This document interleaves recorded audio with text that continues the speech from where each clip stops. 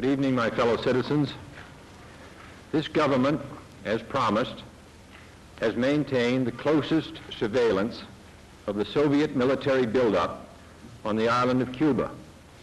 Within the past week, unmistakable evidence has established the fact that a series of offensive missile sites is now in preparation on that imprisoned island. The purpose of these bases can be none other than to provide a nuclear strike capability against the Western Hemisphere.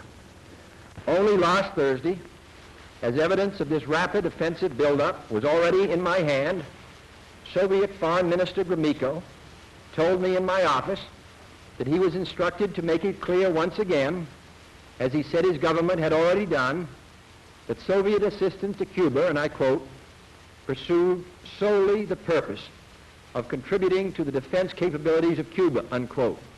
That, and I quote him, training by Soviet specialists of Cuban nationals in handling defensive armaments was by no means offensive. And that if it were otherwise, Mr. Gromyko went on, the Soviet government would never become involved in rendering such assistance, unquote. That statement also was false.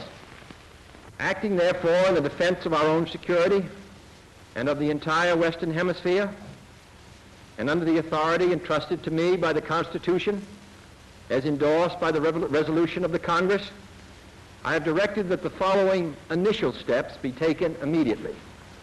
To halt this offensive buildup, a strict quarantine on all offensive military equipment under shipment to Cuba is being initiated.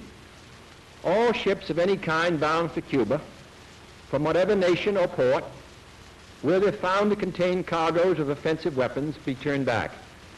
It shall be the policy of this nation to regard any nuclear missile launched from Cuba against any nation in the Western Hemisphere as an attack by the Soviet Union on the United States, requiring a full retaliatory response upon the Soviet Union.